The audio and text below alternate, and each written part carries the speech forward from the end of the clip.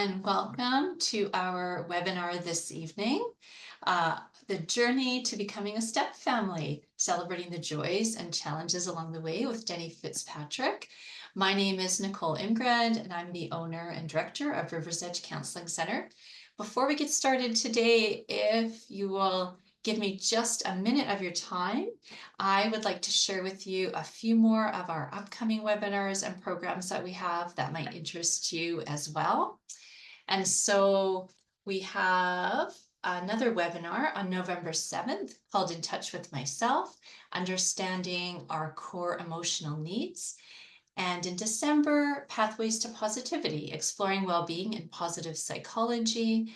And coming up in January, Understanding Burnout and Compassion Fatigue. And I just got 7 more titles and descriptions for winter spring, so I will be loading them very soon. And just to let you know, if you go to the blog page of our website, you will find all of our past webinars. I think there's about 120 of them now on here. You can search for them. So you're welcome to watch any of them after the fact as well. Hopefully you can find some of them helpful. We also have some programming that's coming up. We're kind of nearing the end of our fall programs. There's a couple more starting that I wanted to highlight for you because they're little or no cost at all. One is Strengthening Skills, Strategies and Supports for Parents of Children on the Autism Spectrum. That's with Candace Rockwell, and that is for an evening on November 12th. And one that actually starts tomorrow, but we still have a few spaces left. And that is, if I can go to it here, that is The Tough Stuff. A workshop for supporting children and teens through self-harm, suicidal thoughts, and other disclosures. That's 2 different nights, tomorrow night and next week as well. And you're welcome to call our office and attend that one if you'd like. We have an upcoming workshop still about building, a group about building healthy relationships. And I will be loading in here also all of our winter spring programs in the next couple of weeks as well. So stay tuned for a lot more to come. Okay, and now to introduce our presenter to you. Deni is a practicum student on her second year here with River's Edge as a student because she is just finishing her last year of studies at St. Stephen's College in their Master of Psychotherapy and Spirituality program.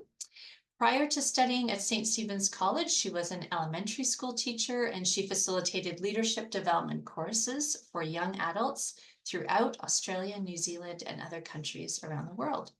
Deni describes herself as an existentialist, often pondering themes around meaning, identity, sexuality, responsibility, and freedom. In her work with clients, Deni explores some of these themes, as well as helping them to develop skills for emotional regulation, overcoming negative thought patterns, practicing assertive communication, and helping couples in their communication skills. Deni comes to the topic of step parenting through personal experience. As a step parent, she has found certain resources particularly helpful in navigating step family challenges and wants to share highlights from these resources to support others as they navigate their step family challenges too. It is a webinar format, so as participants, you don't have access to your camera or your video, but you do have access to the chat if you'd like to make any comments as we go. I'll keep an eye on it in case we have any technical issues.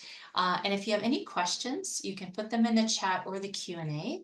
And Deni figures there'll be probably 10 or 15 minutes at the end of the hour. We can address some of those questions with you as well, or hear some of your comments. So with that, I am going to turn it over to you, Deni. Thank you, Nicole. And welcome, everybody. Looking forward to just sharing what I have learned about navigator. So I'll be sharing a few resources as well. So particularly, there's 2 in particular, plus a web page. And like Nicole said, I come to this topic through personal experience, and I've just realized how important this topic is and wanted to share what I've learned and also the resources that I've found really helpful.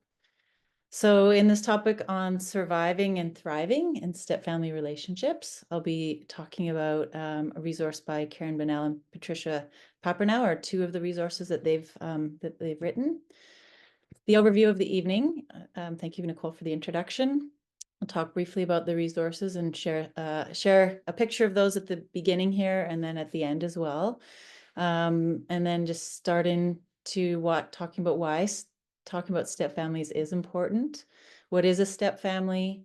The majority of my talk tonight will be around the 3 phases of moving into a step family. So the dating phase, dating while parenting, parenting while dating, getting serious, starting to include the kids. What does that look like? How to navigate that, when to do that, and then becoming a step family and kind of making that bigger commitment and some of the challenges along the way.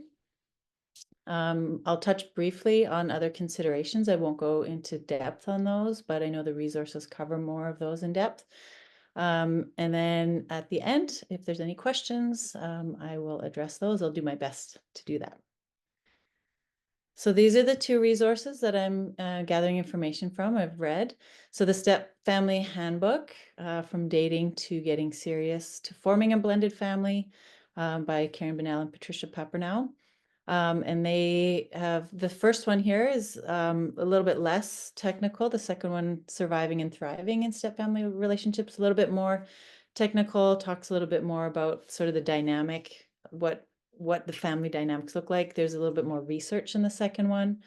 So the Step Family Handbook has a few more stories. The second one, the Surviving and Thriving in Step Family Relationships, they look at 13 different family dynamics. So if you're interested in that, I believe these resources as well are available at the library as well. So, and then the website, Step Family Relationships.com, is Dr. Papernow's resource videos, so you can learn a little bit more about her work. So why is it important to talk about step families? I like to have discussion around this topic. I think it's a topic that we all need support in and around. There's lots of different kinds of families in our society that make up our society, right? And so it's important to talk about the dynamics in a step family. They're not always easy. They're certainly rewarding. If we talk about it, it normalizes our experiences. Perhaps we didn't anticipate becoming part of a step family. And so then what does that look like? How can those of us, those of you who have maybe are navigating unfamiliar territory, how can you find support? And so it's good to talk about this and to not feel alone in your experience as well. I think that's such a huge thing. Certainly, when things are feeling maybe a little out of control or unsure, or who can I talk right, for me and my family. And they've just brought about some really good conversations and some really good heart-to-hearts within our family. So what is a step family? Well, it's complex, it's unique. There's so many different kind of forms of a step family. They may be simple, they may be complex. Children may be full-time, part-time, or both. Step couples may be married or unmarried. Step families may be formed by divorce or death, or other dynamics as well. Step dynamics often begin when a couple is dating. We'll talk a little bit more about that throughout the webinar. Step couples may be first marriages, and not necessarily remarriages. Step families may be headed by gay or straight couples. And many step families begin with children older than 18. And I'll talk a little bit more about that at the end of the webinar. Ethnicity may and or may not make a difference in a step family. And then according to the researchers, that adoptive and foster families are not step families necessarily. Now each family is so unique and different. There could be some adoptive and fostering within a step family. And so, yeah, So generally, though, adoptive and foster families are not step families.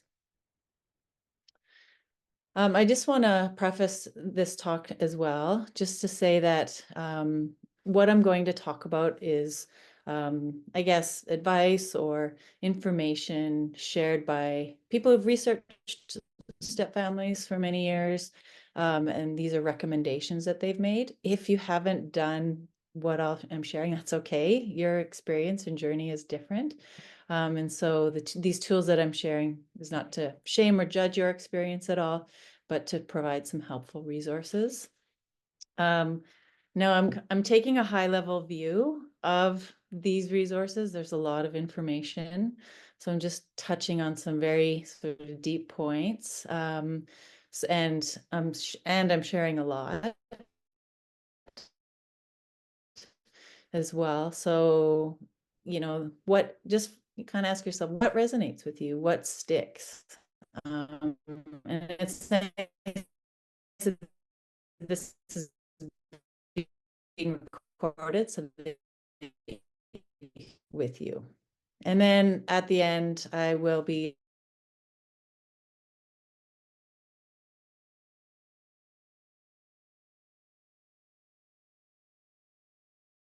available to answer a few questions. 2 phases of the step family. So the first phase, dating, the bigger commitment of becoming a step family.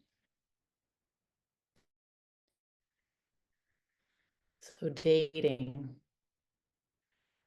The dating stage is training wheels for potential step families. So often in dating, right, there's a lot of emotion, a lot of excitement, a lot of the love chemicals, right? So lots of energy at the beginning of the relationship. And so with all of what's going on within our bodies, within our emotions, sort of this new experience, this new person, how do we move forward well? We know that kids are and will be involved somehow. So then how do we prepare for that with all of this going on, especially the first few weeks, months of dating? So just a few reflections. So as you're moving into and towards dating, the authors recommend finish one relationship before starting another. Um, Figure out what you've learned from the past. Have you had a chance? Have you worked through some forgiveness? Is there anything that you need to let go of as you move forward? What does that look like for you? Have you had a chance to talk through some of that, or do you have a creative or journaling process to help you sort of navigate past relationships and their impact on you, and how is it that you want to move forward?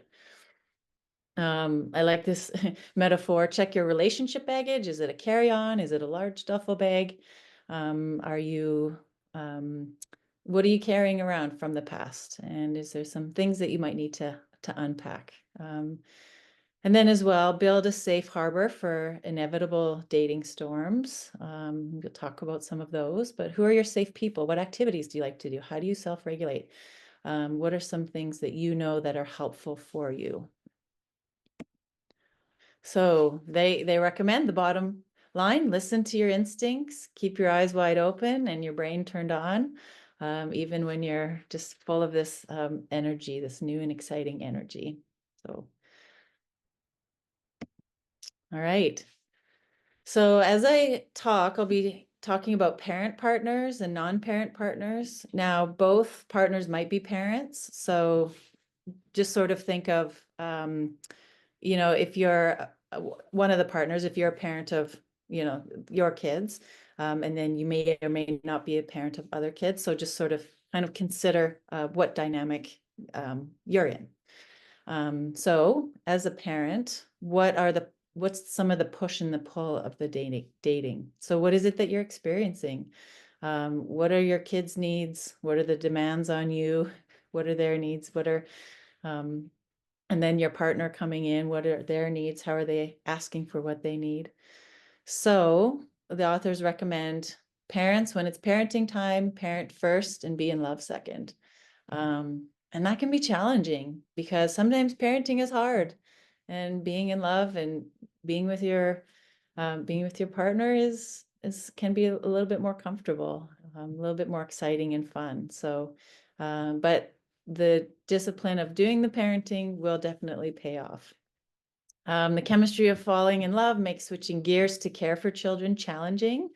What I mentioned above for both parents and non-parent partners.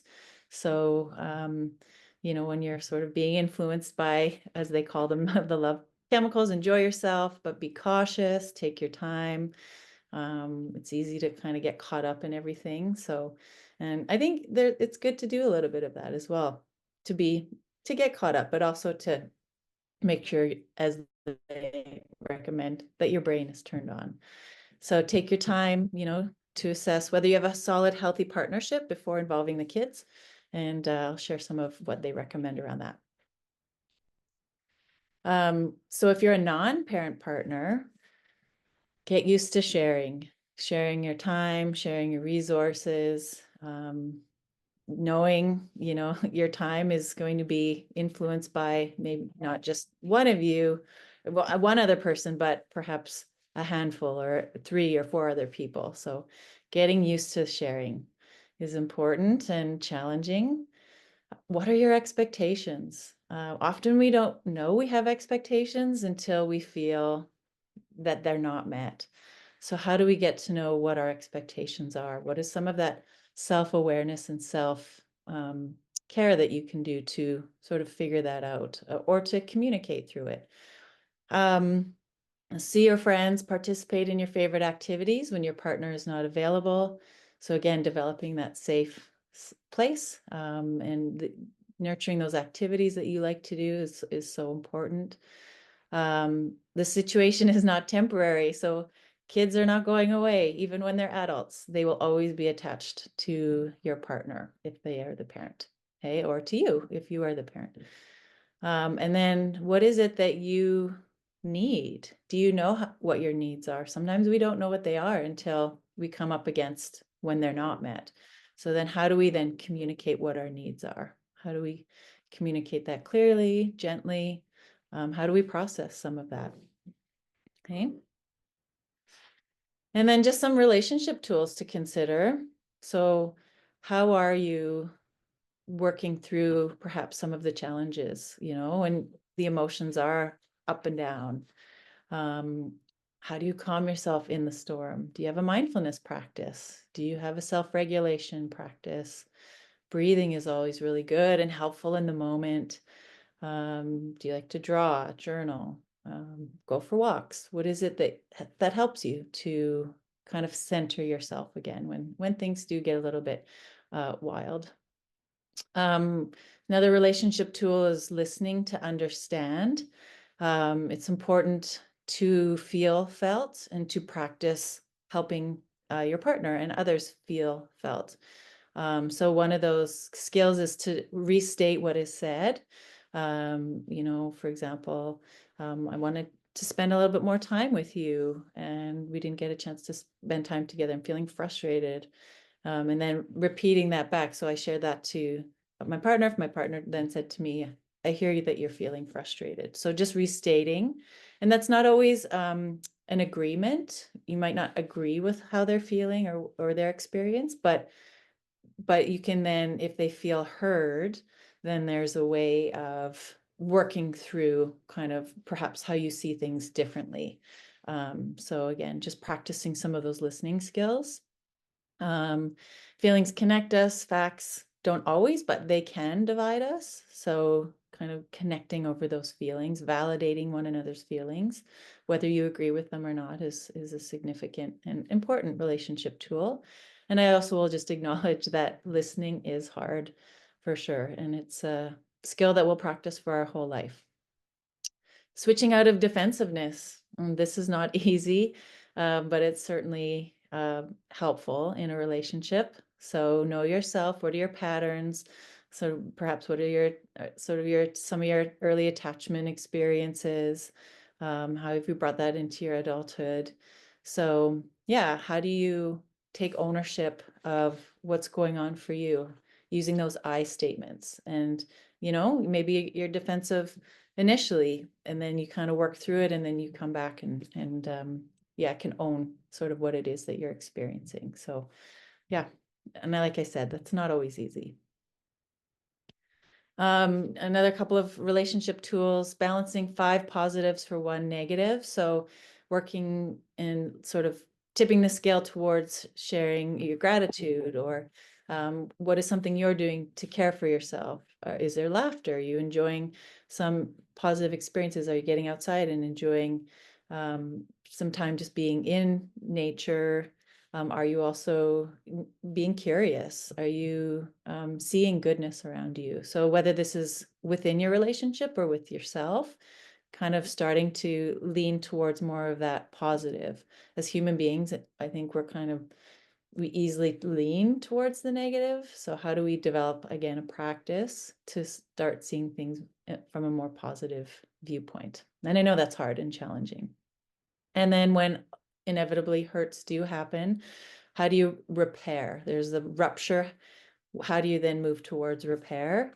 So how do you take responsibility for what it is that your part in the hurt? How do you kind of work through that and can own it and share that? How do you practice listening and understanding and apologizing when needed? Again, really good tools, sometimes hard to practice, probably more often hard to practice than not, but really good tools to use in relationship. So that was the sort of the dating phase. So kind of what does life look like through dating? Say you've chosen to continue dating, move towards becoming a little bit more serious. So then how do you involve the kids, right? What does that look like? And so, again, like if you were dating and involve the kids earlier than what the authors recommend, that's okay as well.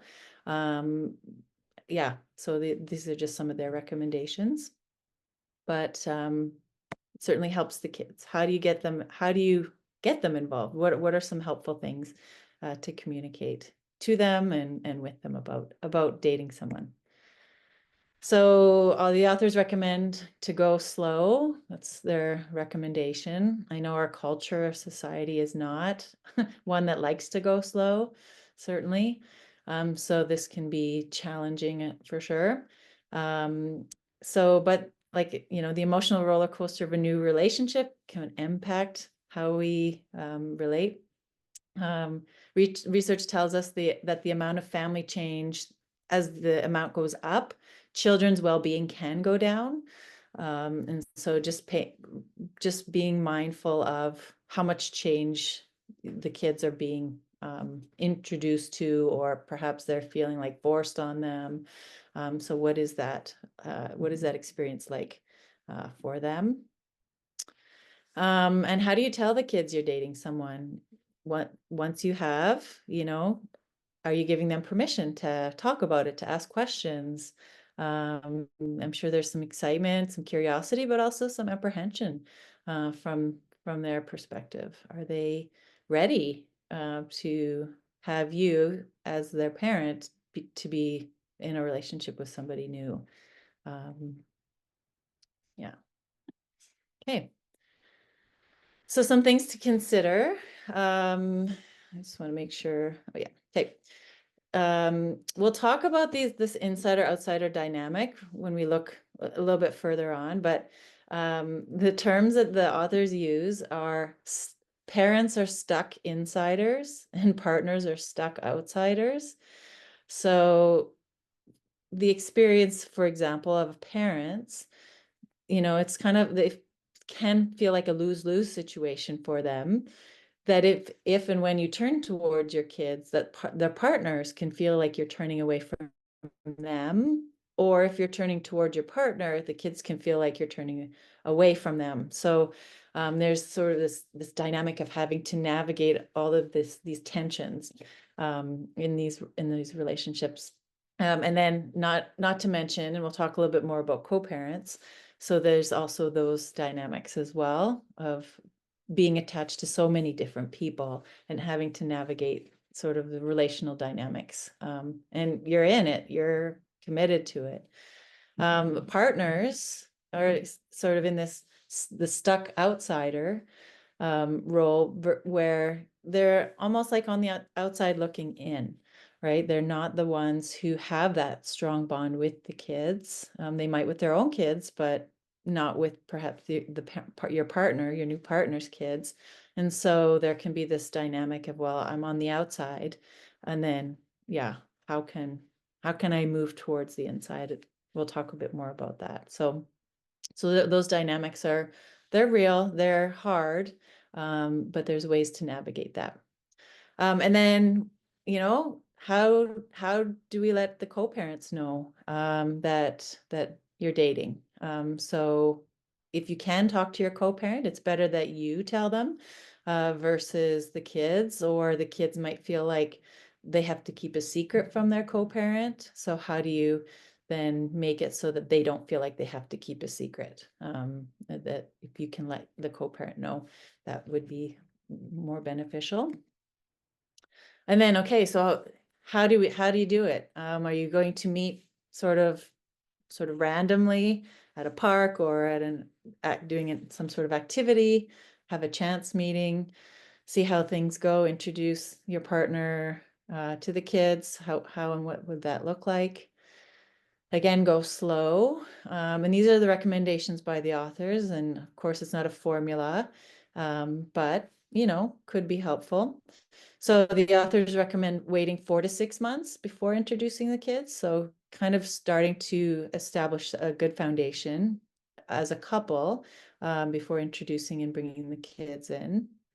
And then how do you prepare the kids beforehand of the meeting and then following up with them afterwards? Is there open communication around that?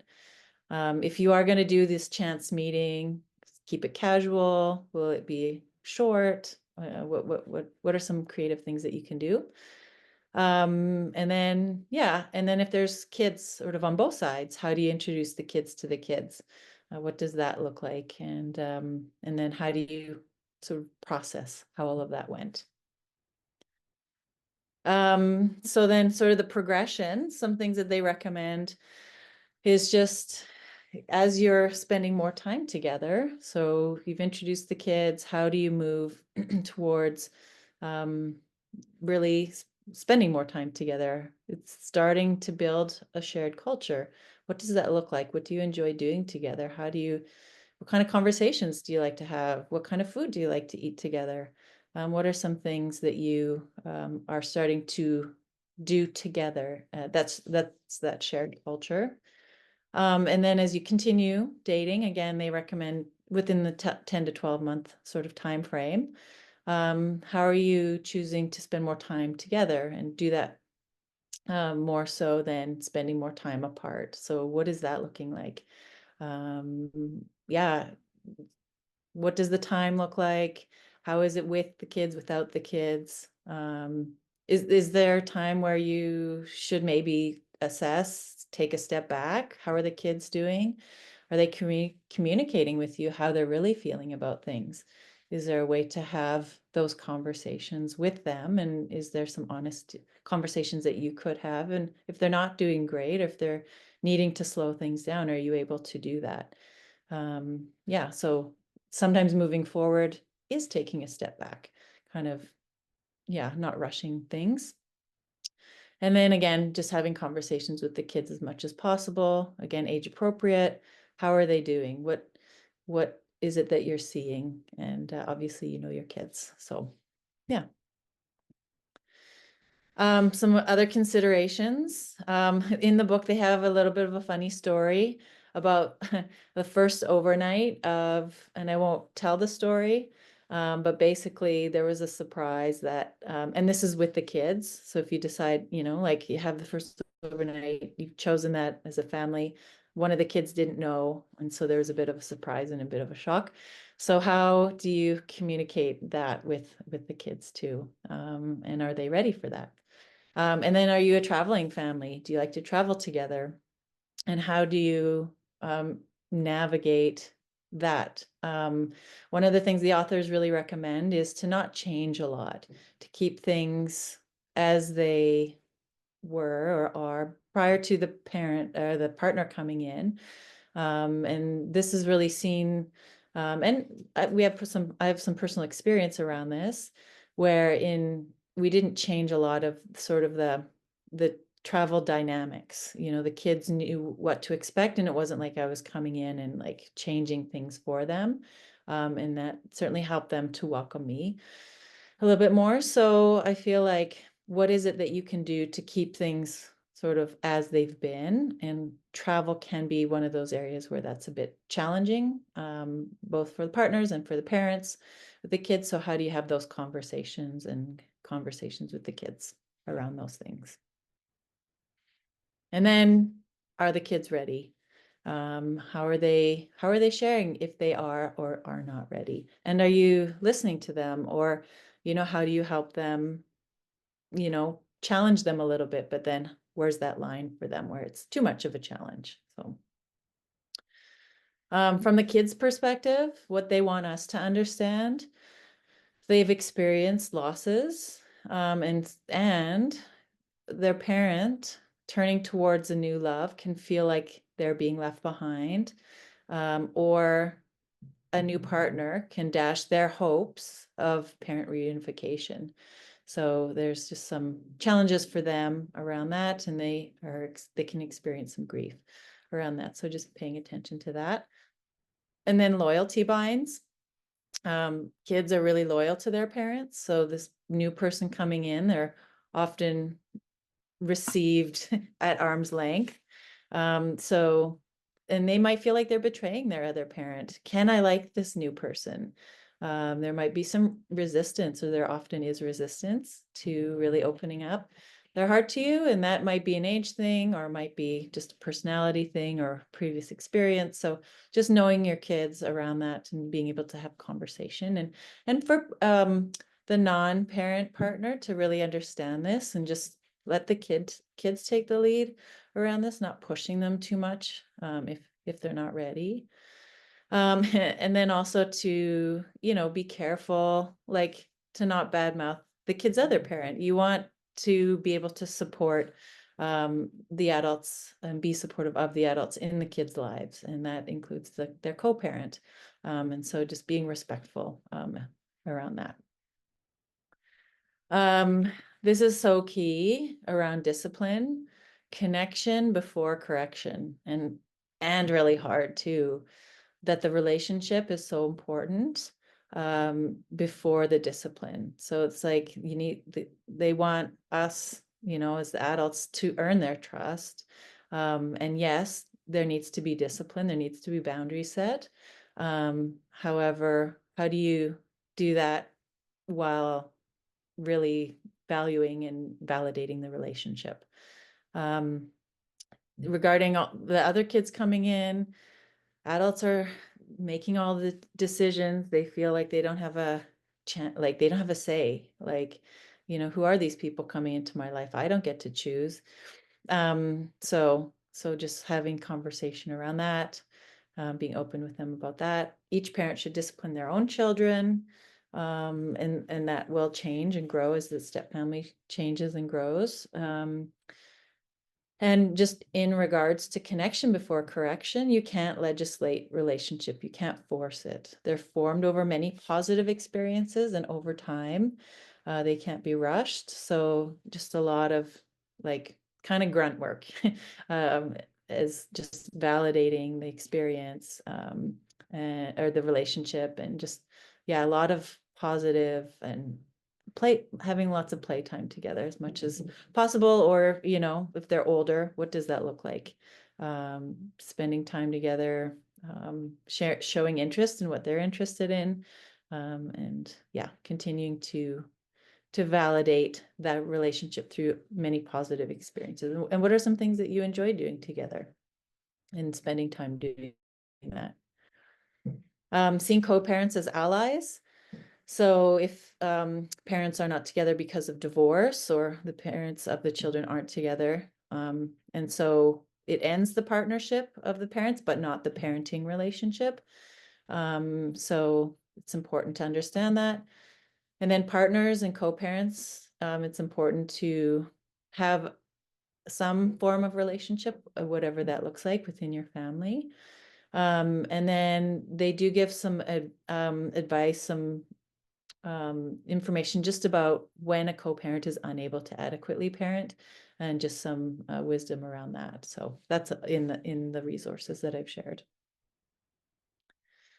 And then they do talk to as well about when a child's parent has died and what kids may or may not need, and what the family dynamic could be like in those circumstances. And then, also they do talk about when a relationship began as an affair, and the challenges of perhaps what the step family may or may not look like. Can there be some positive that comes from that? So they do speak into that as well. Okay, so the 5 challenges. So you've dated, you've started to involve the kids. Now we've chosen to make a deeper, a bigger, longer commitment to one another. What does a step family look like? And what are some of the challenges that may or may not be present?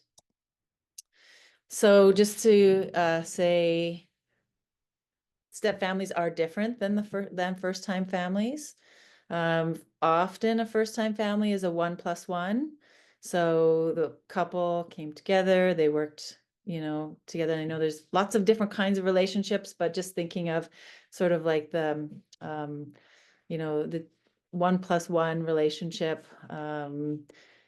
There was time to build trust, their own ways of being together. The couple, coming together, just the two of them. They established what Papernow calls the middle ground. So patterns, habits, rhythms of doing things together, for the purpose of connection, for comfort, and for the identity that's being formed.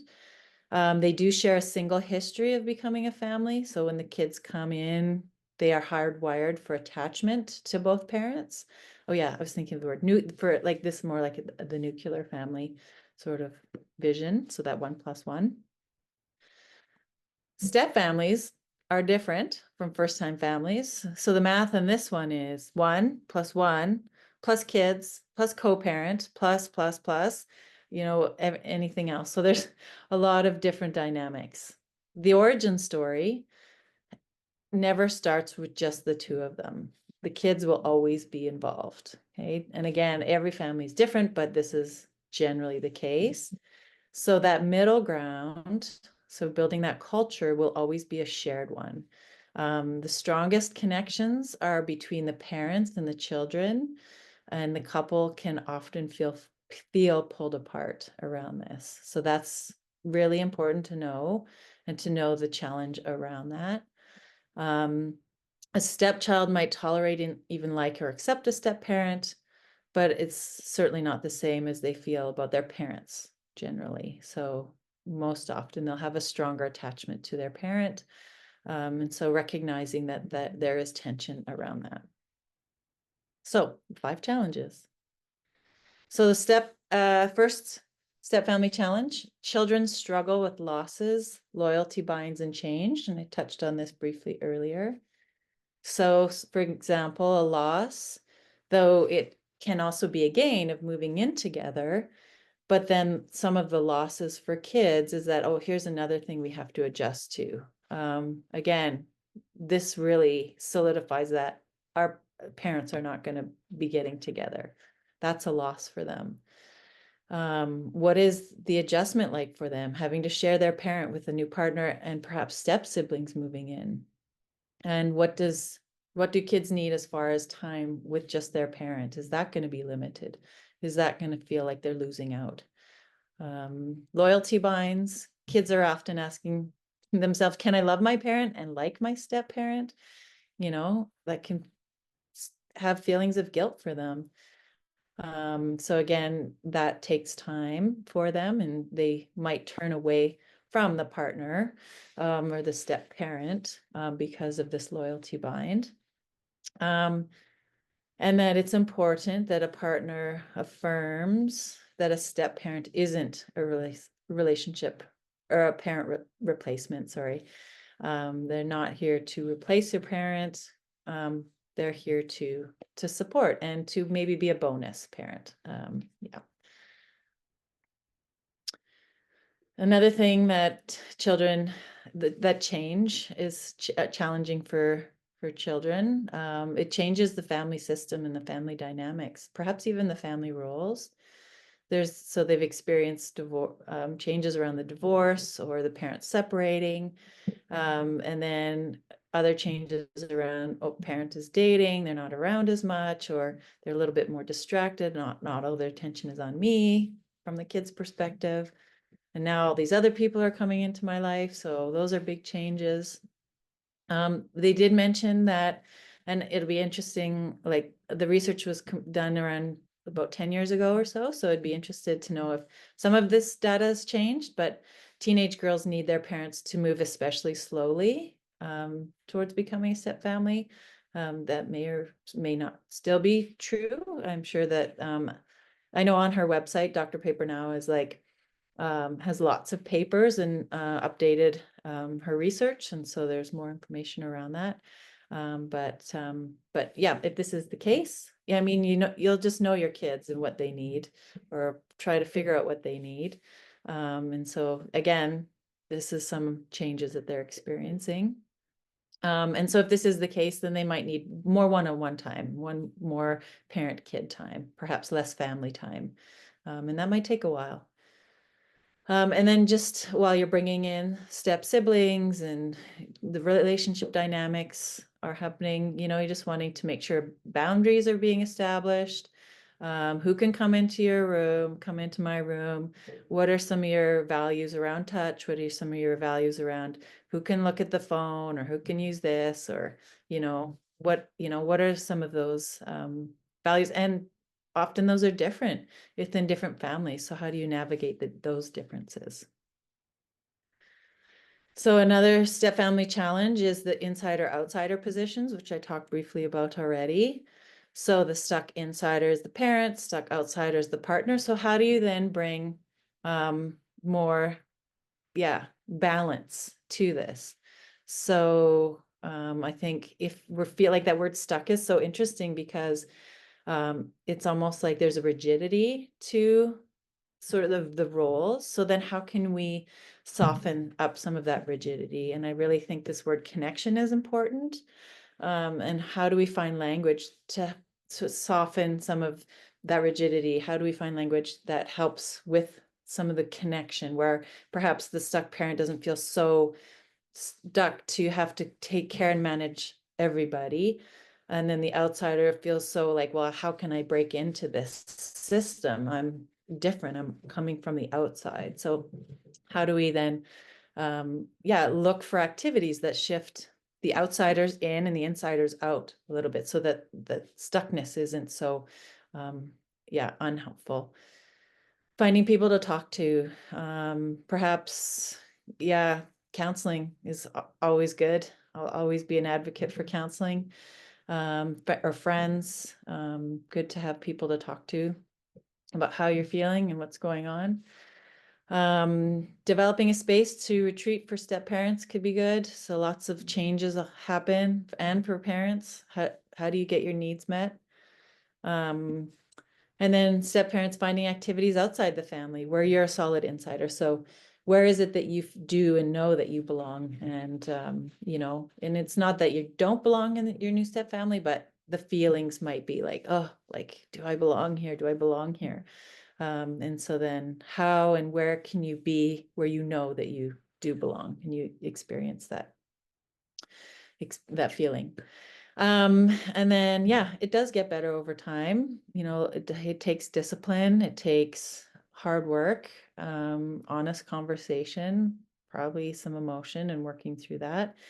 And then also, how do you then value just us time, kids and parents, kids and step parents, kids or couple together. How do you make time for that, so that there's a movement towards supporting each other, because yeah, that's so important to be able to do that in a family. All right, divided over discipline. Oh, so Deni, I just yeah. wanted to check in. You're Okay. not supposed to be screen sharing, are you? Yep. Oh, sorry, you haven't been for a little while. Oh, I haven't. I Oh, thought maybe you weren't working off of a slide. I didn't want to make you feel like you sure. should have a slide. Well, it does say I am screen sharing.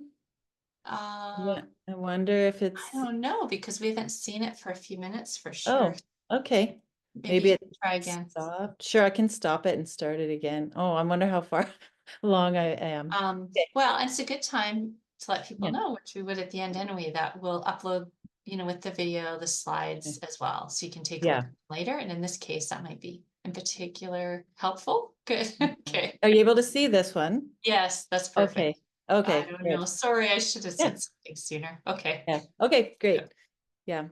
And that's great. So whatever you missed visually, I will, yeah, the slides will be uploaded and then, yeah, and you can ask any questions.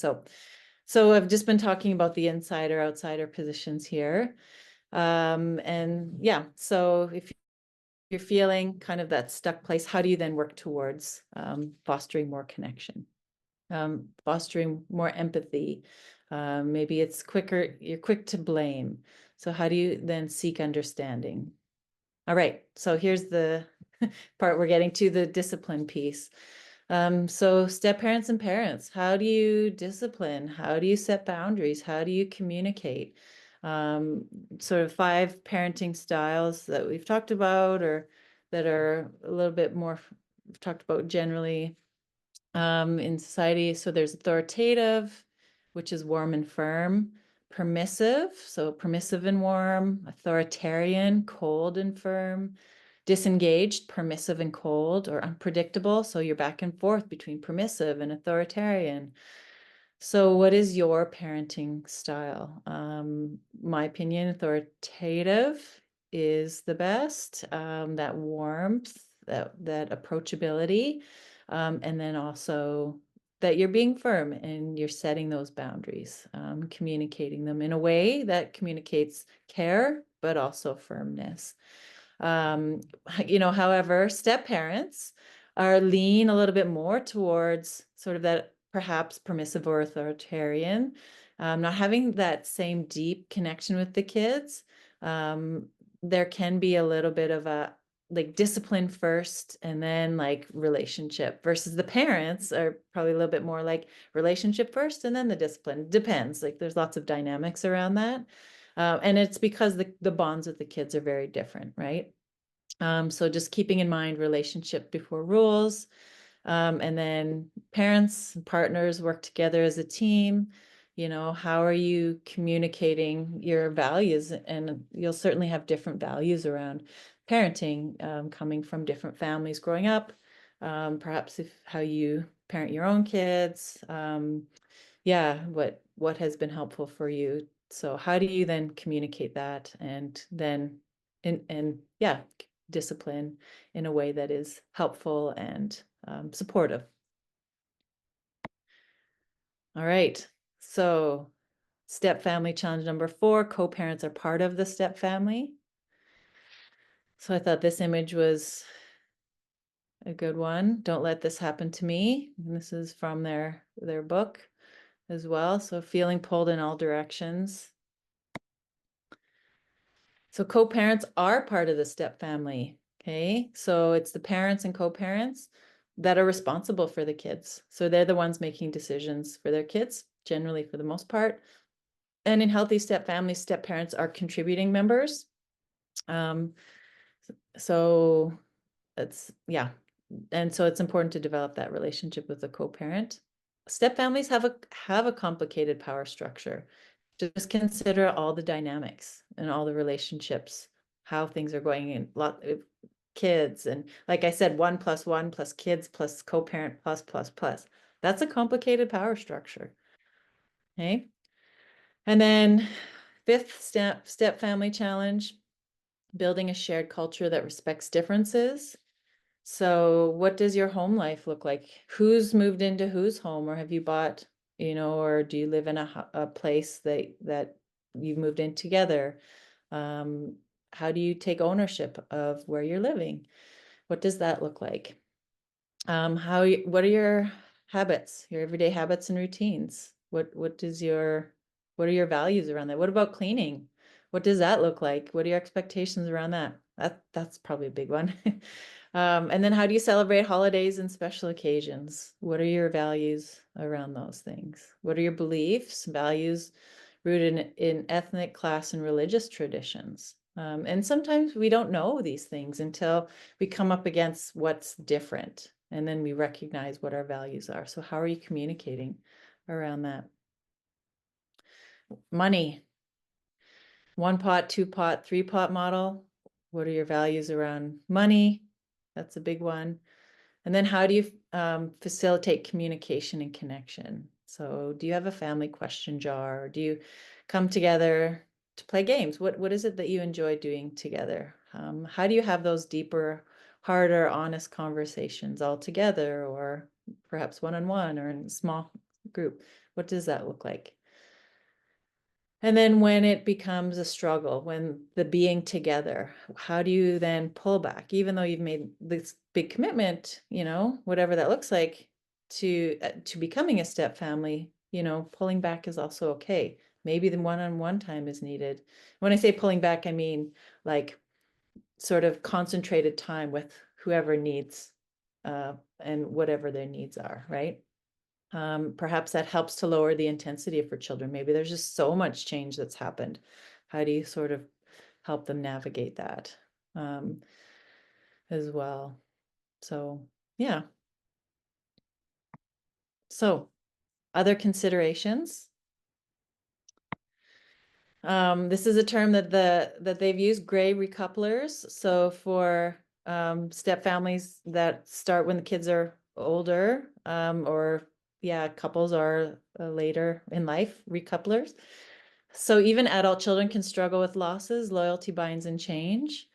For a partner coming in, the history of the family relationships can be intimidating. So there's some consideration around that. How do you then really bring that partner in when there's so many years of um, relationship history? Also, adult children might need emotional, physical, and financial support. How do step parents, and what do they think of that? Do they struggle with some of that? And then adjusting to new ways of being can be difficult for older individuals. So, some of us, as we get older, can be a little bit more rigid around things. So how do we navigate change? And then how do we help other people navigate change as well? Okay, and I did want to just talk briefly about this as well, that if you decide to end your relationship, your step family relationship, what is the best way to do that? And they do talk more about this in the resource, so I'll just highlight a couple of things. How do you communicate this with the kids? How do you protect them from conflict and self-blame? How do you just, yeah, have those conversations with them? And then they have a few pages of helpful tips for how to break the news to the kids, and then supporting them through the ending process. And talking to somebody could also be good here. And then what does the relationship look like? Will the kids stay in touch with the step parent and step siblings if they had them? What does that look like? Will there be some connection, maintaining a warm, ongoing connection, or disconnection? What does that look like? And so they have a few things to think about around that. Okay. So just to wrap up, we talked about the three phases of the dating, three phases of becoming a step family. So dating, getting serious, and becoming a step family, and the 5 challenges. We looked at a couple of other considerations and then talked briefly about endings, which is important to acknowledge too. And here again are the resources. So I'll keep this slide up for another minute. So Step Family Handbook, again by Karen Bunnell, Patricia Papernow. And then Surviving and Thriving in Step Family Relationships, what works and what doesn't. And this is a little bit more research heavy. again, she goes through those 13 families, talks about their relationship dynamics. And then the website, stepfamilyrelationships.com, which has lots of fantastic resources. So, yeah, are there any thoughts? Do you have any questions? Thank you so much, Deni. We do have a few minutes for questions. If anybody needs to leave now, I want to thank you for coming today, and I hope that we'll see you at some future Wellness Matters talks as well. Hope you have a good evening.